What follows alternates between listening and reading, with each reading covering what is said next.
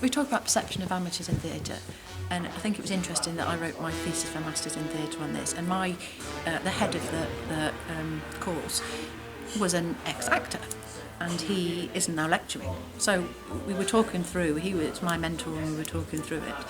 And I said to him, well, I said, you used to act professionally? And he said, yes. And I said, but you don't know? And he said, no, I'm a lecturer.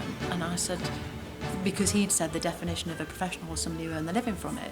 And he said, so yeah, so I'm a lecturer now, I'm not a professional actor. And I said, so if you get on stage now then, is your performance inferior because you don't get paid for it?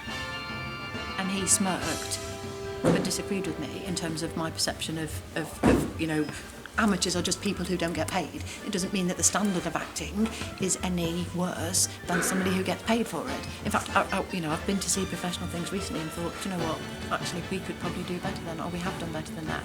And so I think sometimes that's what people think, that actually it's amateur and it's inferior. And it's not always the case. It can be at times, but it's not always the case. And we have a lot of people who just can't work in the industry for various reasons, because they've got families and it doesn't work, or they don't earn enough money, or they can't pay a mortgage with working for 4 months and then not doing anything for 4 months. So actually that standard of amateur theatre and that perception of some people, I think, is really interesting. And I think that was what was great about Adam's Family, is that we had people going to the bar asking if this was a professional touring production. And to me, that's what we want, because people didn't know that these people weren't getting paid. And if that's your perception of what professionalism is, then it was great for them to ask that question. Yeah.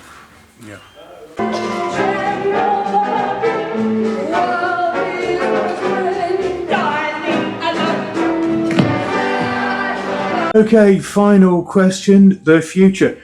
What do you want to see at the Priory? More musicals, definitely. Okay. Really want to see more musicals because they are popular. And we just need to find a way to be a bit more flexible, I think, on our set, because that's what's so difficult for us, is having to build a set and not having a separate building to do that. So that limits, to a certain extent, what we can do because of the build period between shows. So, looking at new technology to see how we can do different things.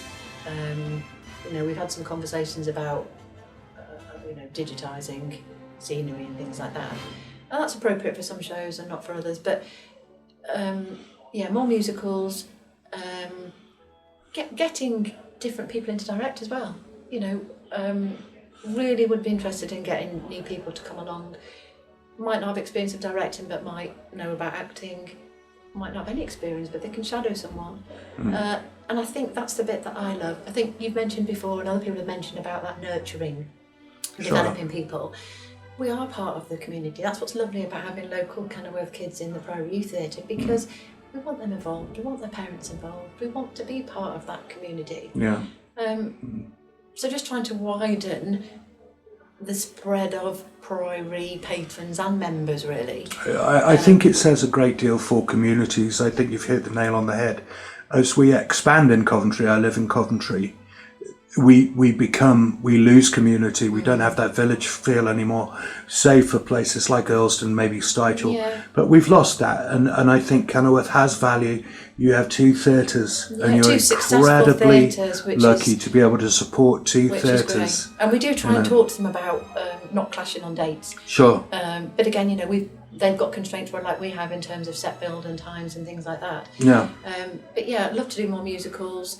And you've got to admire the Talisman are an outstanding house as well. And when I went to see Never the Sinner, it was 90% full. It was an absolutely superb production, and hopefully they'll agree to an interview. And I think they perhaps do more challenging things like us. Right. But again, it depends what somebody wants to do. We don't pay directors, so it has to be volunteers, and it takes a lot of time to give up. The acting side of it's a lot, but actually there's the directing side of it. I don't think people realise, not necessarily the pressure, but the number of other things that, everyone's asking you questions. And I think that's the thing as well, that you might have 20 actors on stage, but you've also got another 10 backstage asking you questions. So there's a lot of prep and other work that you have to do. Well, after I saw the panto, I must say I'm incredibly grateful for this evening and the readers' will be incredibly grateful about for your insights, your candour, sure about that. and your welcome. It's been an absolute pleasure. Yeah, thank you. To nice to chat. Share. Yeah, it's nice to chat to someone that loves theatre. Yeah. Because you have to have a passion for it. Like I was Well, saying, you do, because you're a and volunteer. when people are checking out the work that we try to do on chopper.com, after I saw the panto, the daily visits went from 70 to 400. Brilliant. Which was very interesting. So people are interested. People are very interested in reading and learning about you. And one of the objectives of the site is to tell people more using different forms of media, like video, podcasts, etc. And Nikki, it's been a great deal. Great pleasure. I'm sounding like Donald Trump. Wish you every success in the new season, and thanks again. You're welcome.